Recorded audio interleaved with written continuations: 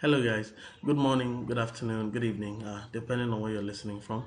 My name is Richard, and today I am on the platform of Medillery.com, and I just want to take a few minutes to share my knowledge with you guys and how I work, my workflow, and I also want to talk about the three pillars of a design career. Before I move in, I first like to appreciate the owners of the brand and the platform Medillery.com. Thank you for the opportunity. Thank you for the privilege to be on your platform. I don't take it for granted.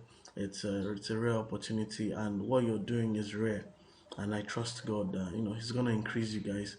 He's gonna make you blossom, and you're going places. You're definitely going places. So for those that you're coming across this video, this website for this platform for the very first time, this is medillery.com. It's a site that allows you to get your design jobs done for free. So feel free to register, create a project, and the professional designer would work on your design and get it done for you to the best and best of qualities. I guarantee you will be grateful and you'll be glad you actually tried this out. So let's move straight in without taking much of our time. All right, good. So I'll be talking about the three pillars of a design career. But most of us on this platform now, you're coming here on this site. I believe you are a designer, or you're an upcoming designer, or you're someone that has an interest in designing. You get what I'm trying to say? So there is that intention, there is that desire in you to get designs done for people or for yourself, for your brand. You want to learn it, you want to equip yourselves with it. That is why you are here. Now, there are major softwares that you could use to get your design jobs done. There's Adobe Photoshop, there's Adobe Illustrator, there is Corel Draw Graphics Suite, and there is one which is not too popular that I use also. It's called GIMP, GIMP. It's GIMP. I want to urge you, you can go online, check for other softwares you use. Who knows, one day you'll come across a client that is willing to even pay you big to use a particular software they are not familiar with. Yeah, I've had that experience, so I can tell you firsthand. So GIMP is a software you could also learn. It works almost similar to Photoshop, kind of. So there are quite some similarities. So most of these softwares have similarities. So whatever software you decide to use, you can achieve your design goals. So the first thing I want to talk about in the three pillars of a design career is creativity. This is very important. Most people find it hard to come up with creative styles, come up with things, come up with design flows. Most times at the time when I started, I had to draw out my designs on a piece of paper, look at it, then bring it into the system and digitize it. You get what I'm trying to say? So you have to get creative. And I opened a few tabs. If you're looking at my screen right now, I opened a few tabs on the screen, and I'm going to talk about some of them. Now, for creativity, one of the sites you can use to draw inspiration from, please understand what I'm trying to say. Most times, the easiest way to build yourself is to learn from others that have done what you want to do. You get what I'm trying to say? So, one of the sites you can get inspiration from is Pinterest. Pinterest is not just for fashion, it's not just for anything, but you can draw inspiration from it. I'll load it up. I hope my bandwidth is quite good today. All right, so it's loading up.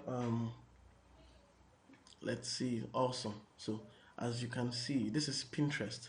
Now when it comes to creativity, you see, you just come here and you see different designs, and this is enough to blow your mind. This is enough to change your mindset. This is enough to build your design mind. Let me call it that. So this is my personal page on Pinterest, and take a look at this. This is beautiful. This pineapple design here. This is beautiful. Nikao paste. Look at it. It looks simple, clean, and classy. Look at there's a flyer here that says altar on fire. You see that there's an altar, there's a fire. Those are different concepts. You come here, you feed your mind. You get what I'm trying to say. You feed your mind, study a particular design, and you go out and replicate it. One of the things you can do also is on the search bar. You see I have recent searches, birthday flyers, CD design, CD covers. You see what I'm saying? I use the site often. So coming soon. Okay, so this is a platform you can use to get design ideas, build your mind. I was about to show you my recent search. Let me show you that. So take for example, you want to make a flyer design, and then you just come to Pinterest and then type in flyers. See flyer design, you click on flyer designs, probably the first option, whatever one you want to choose, and you see different concepts. You see this. You see how beautiful they look. See how beautiful they look. So at this point, you can't come here and say, I want to pick one flyer and edit it or something. Nah, you don't do that. But what you could do is you come to, let's say, this flyer, for example. Take a look at this. This is classy. Just classy. This is simple. This is a house repair flyer. It's still loading up. I don't know. Okay, that's it. So you see this. This is good. So you could come here, pick an idea. Wow, I love this design. I can use this design for the one my clients want. You just go to your design software and you replicate this design. Same style. You could tweak a little things. You could change the way it looks, but but I'm sure you get what I'm trying to say. So creativity. No man is an island on by himself. No man's an island on his own. We learn by working with others. We learn by seeing what they have done. We learn by learning, just coming together and sharing ideas. So someday, once your designs have become super, and once you're super confident in your designs, you could come to Pinterest, create an account on, and then upload your designs to get people to even like it. So this is just for getting ideas. See, this is a business card right here, right here. This is a business card here, and look at how classy it looks. Look at how classy it looks. You could replicate this kind of a design of a business card for even your clients that has a fashion outlet. You see, this is classy. This is classy, simple, mature, and good to work with. Now this is a logo here. This is a logo mock-up. It's called a mock-up. The way it looks with the glass background is called a mock-up. All right, so that's basically what I want to talk about on creativity. You can sit down and come up with your concepts. Yes, yes, yes, definitely. In fact, I would advise you to do so. At the same time, you could check out what other people have done and pick, find out what they've done and then just generate ideas from it. Look at 2 to 3 to 4 designs and then blend it in and look at this. I love this. I love this. This is a single color design, or we could call it double color. It depends on your own definition of colors. So most people call it a single color. Most people call it a double color design. You see, just red, black, gray, and white. Simple, classic for a business conference. In fact, I like this flyer so much. I might likely use this concept for a design I have to do. I have a business design. I have a business conference design to do. So very likely I would steal this concept. You get what I'm trying to say? So this is amazing. This is good. This is good. All right, so creativity. You have to be creative. You have to come up with stuff. You have to go out, check out designs. You could go on Google and just type in flyer design concepts. Click on the images tab there, and you will be amazed what you would find. You'll be amazed what you would come up with. You'll be amazed at the things that you see there. So, all right. So right now I'll be moving to my Photoshop screen so you can see what I have, and then we'll delve and we'll look deeper into things. So the first is creativity. That's the first pillar of a design career. The second one is your skills, and because of that particular one, we're going to be moving in deeper into it. So I'm going to be sharing my Photoshop screen with you in the next 1 second. Don't go anywhere. My screen will be coming up next. All right, guys. So what I want to do right now is, as regards skill, most people would say, you have to be skillful, but your skills generally, your skills basically, it's left to you. You have to come up with your concept, you have to come up with your designs, you have to be the one that will be, you have to just sit down and be willing to push in, and develop yourself. And really, there's no way to improve your skills than by continual work. You continue doing it, and that way you improve your skills, you improve your creativity. Not because you want to, you don't work because you have a job to do. You work because you want to build yourself. So even when you don't have something to do, you sit down and you just work on something. That's the best way to increase your skills. So the first pillar of a design career is your creativity. I shared with you how you can get creative, how you can find ideas, checking out other people's work. The second thing I'm talking about right now is your skills. You have to improve your skills. You have to up your game, and you get what I'm trying to say. You have to push yourself beyond the limit. If you're learning CorelDRAW, learn it to the best. If you're learning Photoshop, learn it and make sure you're hitting it. You get it. All right. So on my screen here, I have a book cover that I was given by a client to make. The title of the book is A Homeless Panic, A Homeless Experience in America. So I did this cover from scratch. I'm going to show you how we got there, and I'm hopeful that I'll be able to recreate this because it's been it's been, I think it's almost a year since I did this, and I should be able to recreate it definitely. I should be. So I might not really go into the making of the back cover details, the synopsis. You get what I'm trying to say? I might not really do that, but I would work with you guys right now. We're gonna do this together, and I'll show you how we came across, how I came with the design. We might have something a bit different, even better than this one, because this was a good work. I actually liked it, but I think I could do better now. You get it's been a year. All right, so I'm gonna open up my Photoshop screen right now so you see. All right, so this is the book. This was when I made it. This is when I made it. As you can see here, this is the front page. I'm sorry, my PC is a bit slow. I had to use this. I have lots of. No, I don't think I've shut this thing down in a week or so. So this is the front page, and then this is the back page. It will load up now. So, all right. So this is the back page, and this is the front page. So I put them all together, created a mock-up for it, and that was how we were able to achieve this. This is simply a mock-up to show the client this is how your book is going to be when it's printed. You get what I'm trying to say? So, all right. Now, if you're given this kind of a job, most of us are used to flyers and Zen, but I'm sure there will be a particular set of people that you want to learn how to make covers of book for authors and stuff like that. It's fun. So, one of the things you would need to know from your client is what they need or what they have already. Permit me, sorry, what they have. So if you're going to be making a book cover, for example, like this, one of the questions I ask is, what is the book title? What is the book title? Then what is the book subtitle, if any? That is, if most books don't have a subtitle, like this one has, A Homeless Panic, The Homeless Experience in America. So the book title for this will be The Homeless Panic, and then this would be The Homeless Experience in America, The Homeless Experience in America. It says A Homeless Panic, not so. All right, so you get what I'm trying to say there, right? So the next thing we'll do, I ask is,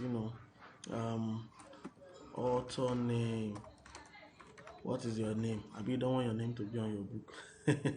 So author name, and what else? Synopsis.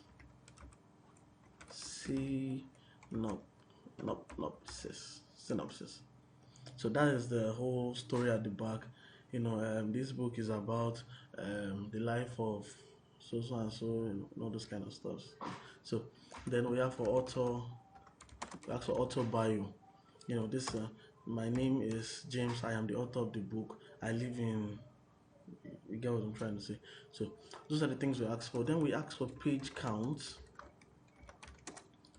because before you would need a cover, most times it's always advisable that the client knows how many pages his or her book is going to be. So page count, they tell you my page is 300, my book is 300 pages. Now the reason why you need the page count is so that you can be able to determine the width of the spine, how wide the spine is going to be. I have a book here, which I have this. Yes, I have this book here. Now this is can you see it? It's a devotional, kids and teens devotional. which this is volume 2. This is volume 2, but I made volume 4. Volume 4 is out. I don't think I have it anywhere close by here, but a friend of mine made this particular book for the author. The author happens to be my mother, my mom. So a friend of mine made this for her, but I was privileged to make volume 4 of it also. Now, this is what I'm talking about now. This book has let me see. It has 204 pages. 204 pages. Now, you agree with me that the spine of the book here, let me see. Let me come back out. The spine of the book is dependent on the size of the book. Now, if this book was half its size, it means the spine will be half. I don't know if you get what I'm trying to say. I'm sure you get it. So, if the book was half, it means the spine will be half. So, the page count tells you what the spine would be, how it would look. Now, the reason I'm saying this is I want to show you something quickly. Let me show you this. Now, we have this details here. I'll try and bring up my browser again. Now, most times, most people, you're going to be working online, you're going to be doing stuff for people. Most people publish their book with Kindle. I'm in no way advertising them, they're not paying me for the adverts, but I just want to show you guys watching something. There are different sizes for a book. Most people do flyers. Say, I want an A5 flyer, I want a rectangle flyer. But when it comes to books, now there are different sizes for your book. A book could be as small as this, could be as big as this. So we have different sizes. One of the most common sizes is the 6x9, which is 6.14 inches by 9.21 inches. See, so one of the most common is this. So let's say I pick that right now. That's the size of the book I want to make. Then the page counts, I chose here 140. The page is 140 pages for the book. You see, now the paper color on the inside of the book, is it white, is it cream, is it color? Most books are white. Let me see. This is white. This is white. Some books are cream, some books can be blue color. It depends. Most times the color has to do and helps in terms of the weight of the book, the weight of the book. So, all right, so white, we're using white, and then if I click on the download cover template, it will download a PDF file for me. Now that file will be my template, that will be the guide for the design. You get it now? All right, so I have downloaded that already. The website is kdp.amazon.com slash, yeah, you can see it there. But in case you want to get there faster, you don't want to memorize all that, just go to Google and type KDP templates. The very first result it brings out is this link. So let's come back here. So I downloaded that particular template, and this is it. You see it? You see now? So this is it. Let me see. 6.14 by 9.12. This is a 140 pages. See how tiny the spine is. See that? See, the blue dotted lines is the boundaries. Those are like more like bleeds for the spine. It means that whatever text I want to write must be within this space. It must not exceed. It must not come out. If I want it to show, it must not come out. In fact, I could get to some points that some spines are so tiny that I would even advise you not to write anything inside. Get it? All right, so this particular book, I want to run now quickly. Hope we can do this in the next 10 minutes. This particular book is The Homeless Panic, A Homeless Panic. So I want to try and remake it very quickly for us here. I've saved out my assets. My assets are, let me see. I've saved out my assets. My assets are the pictures, the images, the stuffs that I'll be using to get it. I'm actually on my tab, just trying to sort it out. Okay. All right. So these are my assets. Let me open up my PC. Permit me to take this few seconds. All right. So this guy is slow. Wow, it's terrible. Okay. Probably I should close up Chrome because of my the memory. It's actually so let me close up some tabs in Chrome so I could free up some memory space. Before I do that, let me share this website with you. I can close up Amazon, and yeah, I can close up Amazon. I can close up Pinterest. right now. I think we've talked about that. And then there's a site called Free Picks. I use it also. Most could be how much this could just starting, but I don't have actually base. Come here, print flyers, and then in resources, whatever you're using Photoshop. So, oops, I think I clicked on business already. Let me take out the flyer instead. Okay, so come here, I choose Photoshop PSD, and I choose free. So what it does, if I type in flyer here now and search, see this. So it brings out results. Everything here is a Photoshop template and they are all editable. This is nice. Elegant home for sale. So this is nice. This is good. Looks good. Uh,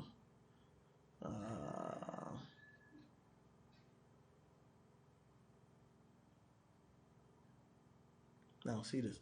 So if I click on downloads here right now, it's going to download a Photoshop file for me. The Photoshop file can be edited in my Photoshop application. I could change the picture, I could change the text, anything I want, and then use it. So you could check this site out, freepix.com. Then there's a site for stock images. You know, normally as a graphic designer, you're not allowed to just pick any image online and use. You could get sued, you could get, but it's wrong that you just see a picture of someone online and you use it. No, what you do is you come to images here. You come to pixabay.com or you come to pixels.com, pixels.com, whichever one you get. I usually use both of them. So the book we're making is a homeless panic. So let me say I type in homeless man here. It's gonna load it up. See that? See this? See this? I think I got my image from here, somewhere here. I don't remember exactly if it was Pixabay or Pixels, but I remember this. I remember coming here to search for images for the book, A Homeless Panic. You know, so these are free to use images. You could use any of these images without getting sued, without getting into trouble with anybody. You saw my picture. For some clients will specifically ask you for where you got your image from. So you just send them a link that, I got my image from here. This is where I got the image from. So this is a stock website. You're free to take anything here. You're free to take anything here in terms of pictures and images. Let me see. I can't find my exact one. The exact one I used. Well, so that's basically how this works. So check it out, Pixabay and then pixels.com. So I'll be closing this now. I'm closing it now. Oh, wow.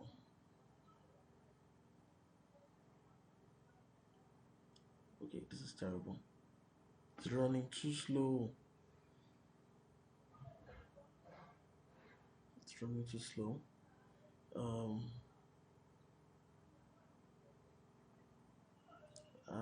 I have a feeling I should just pause the audio. Hold on, I'll pause the video right now, but I'll be back in a few seconds. I just need to fix this.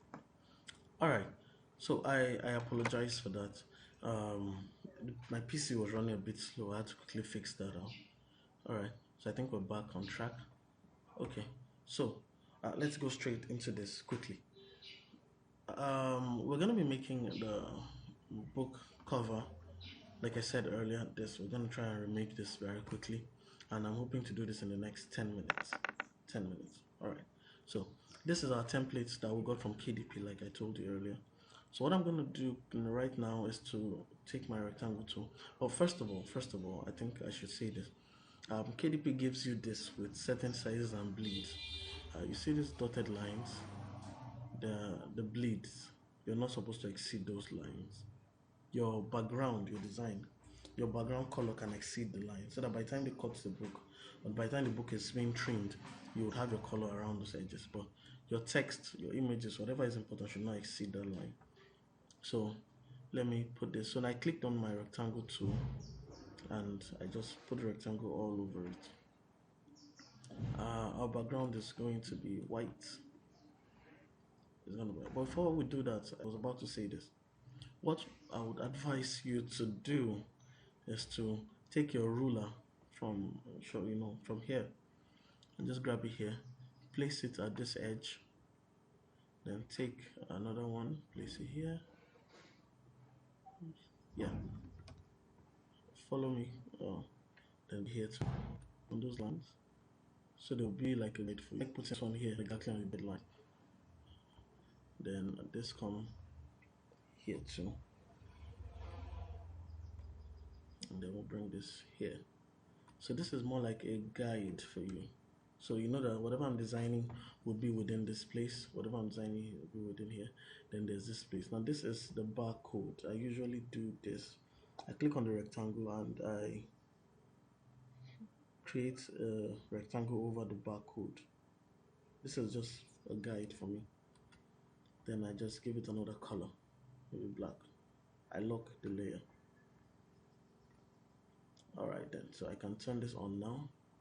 Now turning this on, turning back that layer, we'll see how it looks. So I know that my front cover is here, my back cover is here, my spine is here. Very tiny spine, I'm telling you.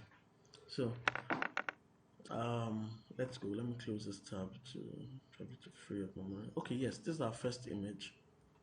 The image of the man. You can see it now. So this is the image. Let's take it in. So I could drag this into that tab, or I could just right click here and duplicate the layer. We'll duplicate it on this one. That's our tab. That's what we're working with. So duplicate it right there, and we have that. And I come back to it. I can close you now. I think I can close this now. Reduce this size. Let's see clearly. Then I bring this here. I think this is how it looked on the cover, right? All right. I feel like you guys are here already. Like you're here with me. I'm talking like you. All right. So I just expand this so I could spread it out. Oh, I made a mistake in the expansion. I let it go too quickly. So I just do this, cover the entire page. You see that? I think we're making progress, right? Yes, we are. Now let's see our original. Oh, it comes up more. So let's take it up, up, up a bit, up, up. Yeah, that looks good. That looks good. Yeah, it does. It does. Now, I said earlier I created the assets. Look at this. There's a background color. There's a. Let me show you. Let me turn them off one after the other. I turned you off and then I change you. And this is background. Okay. Yes. For the background here, you see this. I turn this off, turn this off, turn this off, turn this off, turn this off, and then turn this off, and I have my image. Okay, so let's have fun with it now, right? So I'm gonna be showing you everything I did here one after the other, and we're gonna do it together so you see. Now the first thing I did here is that I duplicated this layer. So Control J, you can use Control J or just duplicate the layer, but I use Control J now. So I created a new layer from it. Then in this new layer I came to filter, blur, Gaussian blur, and oh, that's terrible, not that much, not that much. So somehow that all the reason I'm doing the blur is I want to fade out the background. I want to fade out all these places because this is the main attention. This is where I want the reader's eye or the viewer's eye to focus on first in the book. So I want to blow out these places. So I duplicated the layer first and then got my blur to the level I would like it. Too much. This looks good. Okay, let's use this. This is good. So click on OK.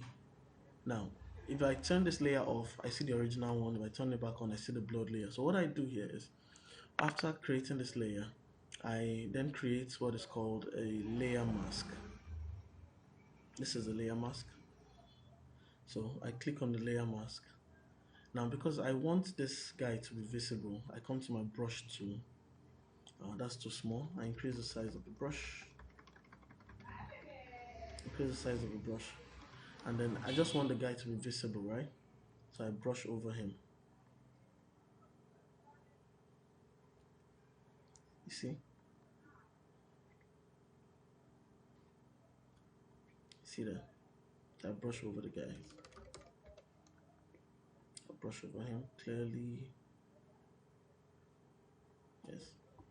So that way he is visible. All I did was I created a layer. It's more like out of the blood layer, I just cleaned out a certain section. That's basically.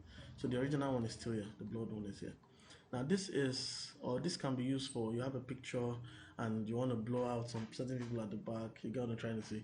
So you just put your picture here, your first picture, then you duplicate your picture, blur the one at the front, and then wipe out yourself and make it. You get what I'm trying to say, right? So we have that. Now the next thing we want to do based on our sample here is let me take this away, is what next do we have. We have a background there, so I have that already. I'll load it up right now. I have my folder here, assets. Good. So this is it. Bring it into Photoshop. Good. So this is it. I just drag it now to my design layer, drop it here, and I meant to do this on both pages, but since this covers one page, all I'll do now is duplicate it and then take the other duplicate to the next page. So this is the back page, this is the front page, right? So based on the way it looks in the original, it doesn't look like it. So what I did here was I came to my blending mode and I chose divide. Where's divide? I chose divide. Divide is right here. I chose divide. Now you see that. Look at that. Turn it off. See, this is normal. Turn it back on. It creates that blend like this is beautiful. I don't know how to explain it, but I'm sure you can see what I'm trying to say. But you see this, just by putting that on it and then making that into a divide, it changes the whole atmosphere. It changes, it's more like you just color graded the whole image. It's more like a color grading. Look at that. Look at that. See that? There are other options you could try out. This is overlay. It gives it this blue feel. Now look at this, is not bad too. See, there are many options. You can try out many. But I'm sticking with divide. So divide is good here. But what we'll do now is we'll do that for the second part of it also. So divide also. See. Okay, let me show you the original. Oh, have I closed it? No, I haven't. I just turned off the layers, right?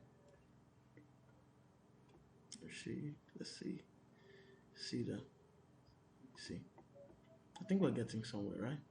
This is beautiful. Some people would even want to stop here and just be like, no, this is too fine. All right. The next thing we want to do from here is I have an image, this image, layer 4. I'll bring it in right now. So we're done with this. We'll close you up. Close it up. So let's go. The next image we want to bring in is this one. This is it. So what I'm going to do, I'm going to take out the white background because it will be disturbing. So this is it. It's not as sharp as the other one. So I bring this in right now, drop it right here, and spread it to cover the point I want.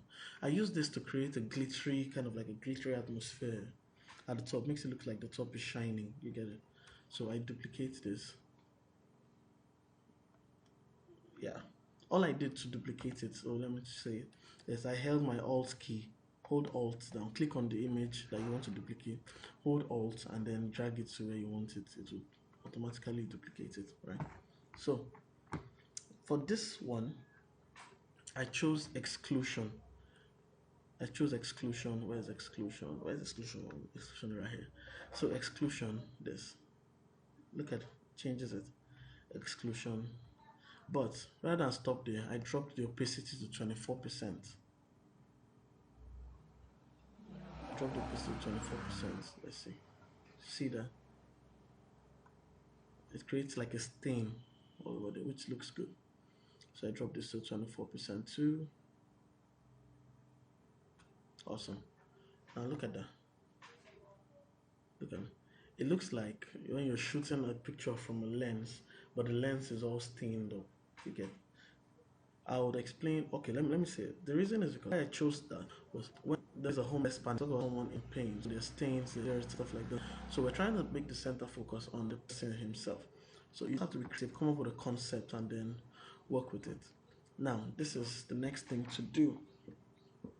The next thing to do is I created a rectangle. Yes, this is it. I created a rectangle to give it that brownish feeling. You get it?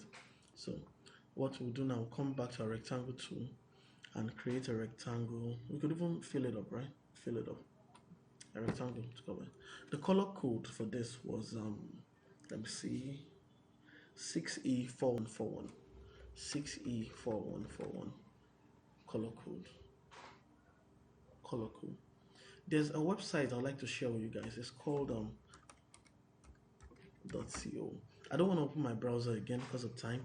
But what colors.co? See, this is it. colors.co. What it does is it gives you matching colors. Matching colors. So take for example, you're doing a design and your client says he wants his company color is red, and you use red and it looks too reddish.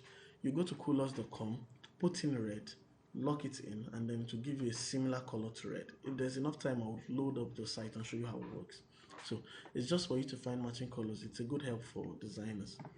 Now what I did with this is, for the rectangle, I removed the bottom, but I think I did something with blending mode. Okay, I reduced the opacity to 45%. So reduce the opacity to 45%. See that? But we still want to clear the man and bring him into focus. So I create a layer mask again, use my brush tool, increase the brush tool, and then brush over him. Brush over him. See, we could still drop the opacity, I think. Design changes over time. What you consider classy at first might not be classy. Now, okay, let's use this. Why I reconsidered putting in the brown background is so that the text you put on it, or the text we're going to put on it, will show to come out, and we'll be able to see what we write. Because if we write the white text on this background, it would show, but it won't show as much as it will show here because you dimmed the whole background. So it's more like you're darkening the whole background. Let me see how black will look there. Not too much. No. Let's take a brown, because we're trying to remake this, right? I think we're in progress. We're making progress. We're getting there. Now the next thing is, let's see, what do we do next? If you realize, this is what we're making right now. This is the original.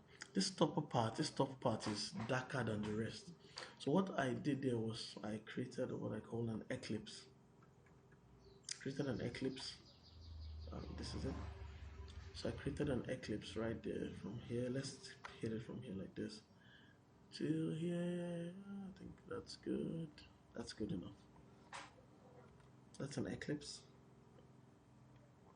but it should cover everything. So it's gonna go this way and this way. I think we're good. We could use that. Then we'll drop the opacity to 66. I think I use 66. But see, it doesn't look like this, right? And it's black, not brown. So let's change that to black. Ooh, does look like it. But we'll get there right now. So see what we'll do here. We'll come to filter and then we'll come to blur. Gaussian blur, because we want to blow out the eclipse. It will rasterize the shape, definitely. We don't mind, because we're trying to achieve something. So blow it out. See that? See, if I leave it like this, this is the original look. But the more we increase the blow, it fades out, blows out the edges, and then you won't even know it was an eclipse that was there. So see the difference. Because the skies are too bright here, so just want to dim it a bit. So that's good. Let me see. We can spread out more like this. Okay. So what I do now is just duplicate the layer and bring it here again. So have it on both sides. If you notice clearly, there's this line here. See this line? We shouldn't be. This is because I overlapped one eclipse on the other. See what I'm saying?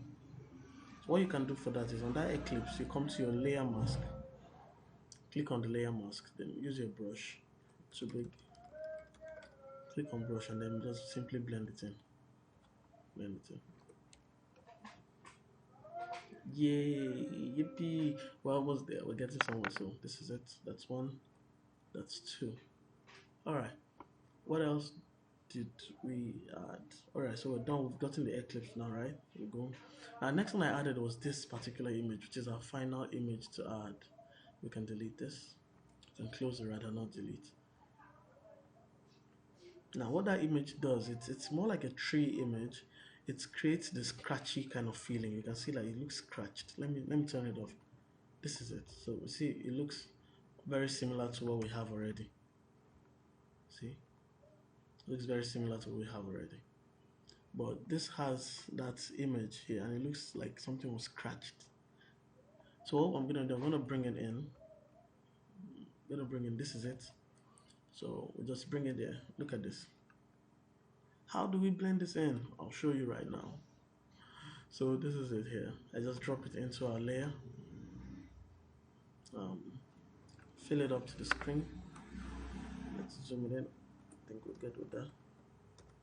Now, blending mode again. You would use blending mode so much in your designs because you have to use to blend two pictures together and make it look natural and good. So I used soft light here, but let me show you how it goes. So let's use dissolve. Dissolve looks normal. Darken. No, definitely no. No. Linear burn, no. No. Tempting. Tempting. But okay, so lighting. Lighting is good. So let's hold lighting. Screen. No. Too white. Color dodge. Linear dodge. Lighter color. Nah. Overlay. No. Soft light. Yeah. Not bad. Okay, so let's do soft light, which is the original one we have. Then let's reduce the opacity to 24, 20. So I'm gonna give you a minute to just look at it. A few seconds, look at it. It's lovely, right? It's lovely. Look at it. It looks beautiful, doesn't it? We're almost there. So I think we're getting to the point of the design, right? So it looks almost alike. If we'll zoom in this, yes, see that? See that? So what we're gonna do simply is just to duplicate it also to this part so we can see it on the left too. I think we're making progress. But the back cover is different from the front cover in a way because of the outlook. See that? For the back cover, the brown is more obvious. The brown is much more higher. So what we're gonna do here is on the back cover here, which is this part. This is for the brown. I think I should have done that earlier. I'm going to just simply duplicate that layer. See? Then remove the duplicate layer of the back. I don't know if that makes sense. I don't get what I'm saying, right? So all I simply was I duplicated the layer, but only duplicated the part. It's like I'm putting the brown only on the left here. I put the brown only on the left side here. Then I have another brown that I put everywhere. So because I'm having double feel of brown here, it looks thicker than here. Then there's this tiny error here, which is because of the overlap. So what we'll do is our layer mask comes in again, and our blending mode, and we'll just wipe that out like that, right? I think we're good with that. It might not be too intense like that. Let's drop it a bit. But it's quite different from the other side. You see it? All right then. So I think we're basically done with that. It looks good. Looks good. All right. So I want to round this up very quickly, so we can all move and we can all, Then the next thing I have to do is to input our text. You could just get your client's details and then write it. But I want to talk about this. The font I used for this panic is called Insomnia font. it gives you the slash everything at once. So you see, you get what I'm trying to say, right? So it does everything for you. Then the font I used for homeless is Athletic. Okay, Aiken. I'm sorry, Aiken. But Athletic looks quite similar. Let me see that. Okay, let me duplicate that first. But I think Athletic has the so it's so alike. Let me see. This is Athletic, right? Yeah,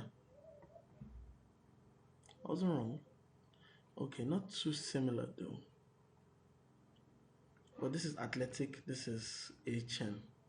Ah, quite similar actually. So it's easy for me to get confused though. So that's HN.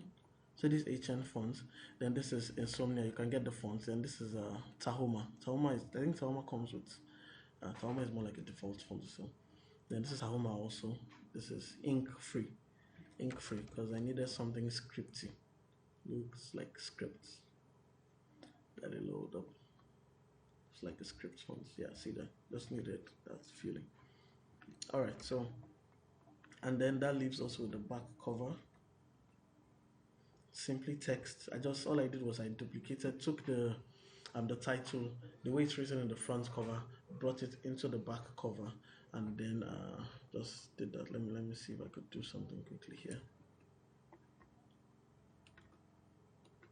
Let me see. Okay, so a homeless, then a eight. Okay, we're getting there.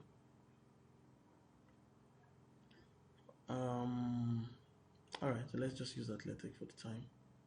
So a homeless, center this here. Ensure it's at the center. There's a way to know if it's at the center. What you can do is click on the layer, then click on this tool, select the region where you want your text to be. Come back to this tool. It's quite simple. Just select your layer, click on the select tool, select where you want your text to be centralized on this whole point, then come back to your pick tool. Automatically to bring out all these options. Then click on this center point. It centralizes it for you. So then this is panic, right? Panic. Then we used insomnia. See that? Increase it, increase it, increase it, and just bring it in here. I don't know if it's too big. I don't think so. So, oh, homeless is not right. It's not correct. E. Then we could just make this bigger so it doesn't look cheated. So, and then I bring this here. Change the font to Tahoma. Then make this. Let me use my name, Richard. And I reduce this. Good. It looks good. Then so what I simply did here, this is what I'm trying to do, is I just clicked on the layers of the title, duplicated it, and then simply took it here. See what I'm doing? Then I just shrinked it to, it's the back cover, so it doesn't have to be that big. Shrinked it and placed it where I want it to be. You get it? So what else is there? The whole text. I'm not going to put the text. Then this was our subtitle, right? The homeless experience in America. You see? Then, yes, let's not forget, I created a layer here, rectangle layer. Please also try as much as possible to rename your layers. This is for the, I think it's called the ISBN, the barcode or something. So I just want to bring this up to the top. So it should be here. And I'll know that nothing will be placed on the board. I don't think I did that on this cover. The client did not place it, so it was even good. So I think we can even do away with it. So it's quite simple. Arrange your text, place the picture, place this, place the client logo if there's any printing press logo. This is the printing press logo, and it is owned by the client himself. So you see that James Lowe Publisher, and the author name is James Lowe also. So all right, so I think we almost had our mark there. I think somehow we're quite able to duplicate this, which is great. We're quite able to duplicate this, which is good. I've changed this. Sorry. All right. So, see, see. So what you do now, you simply save it and save it as homeless cover test. So it's good.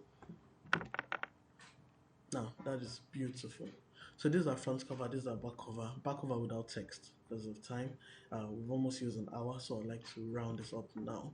So that is basically how it works. Now, when it comes to the next point I want to talk about on the three pillars of your design career is marketing. Marketing. It's easy to have the design skills, but if you don't know how to sell yourself, if you don't know how to sell that, you don't know how to sell your skills or sell yourself and get the right client, you would be designing for yourself at home. That's the truth. So I want to say this, that um while you work on Medillery, while you work on yourself, create a portfolio. I have an Instagram account, Doxa Media Design, where I post all my works. I have a website also, doxamedia.com.ng. All my flyers, all my designs are on that website. They're on the website, they're on the Instagram page. So that's like a portfolio. So when someone says, I need a design, I say, can I see some of your works? You direct them to your Instagram page or whatever. There are other platforms to get a portfolio. There's Flickr, there's Behance, and so I'm hopeful that, who knows, maybe someday Medillery will incorporate it. I'm just shedding an idea that Medillery will incorporate it into their website where you could have a portfolio section where people will get to see other people's work. It would really be nice. So create a portfolio, market yourself. Go online, go on Instagram, create an account. This time it's not a personal account. You're not uploading family pictures or anything. You want to do business, you want to market yourself. So create the account, upload your works. And also, you could even run adverts on Facebook, run adverts for 2-3 days per week or something. Then with time, people will get to contact you. So you must definitely market yourself. There are other things I would love to talk about, but I'm short time, I'm out of time, and I want this video to exceed 1 hour. If I don't want it to exceed to 5 minutes, so please permit me to bring it to a close here. I am open for questions. Please, the video will be on YouTube. I think this will be on YouTube, so I'll be available to answer any question anyone has as regards this. So definitely I'll be here. So I mentioned earlier that there's a website called coolors.com, Coolors. It allows you to find matching colors for your work. So you don't just slap blue on black and red. No, you find the exact colors that will blend in, that it will be attractive to the eyes. You get what I'm trying to say? So that is basically what I would like to share here. I want to thank you guys also for staying till the end. Thank you, Medillery, for the opportunity. Thank you for the opportunity to be on your platform. And definitely, I hope we get to do this again soon. So, my name is Richard. I said earlier at the beginning, I'm creative director for Doxa Media Design and for Flow Creatives. So, thank you so much for your time. Thank you so much for the opportunity to be, and thank you for listening to me. So, I'll catch you guys some other time. God bless you.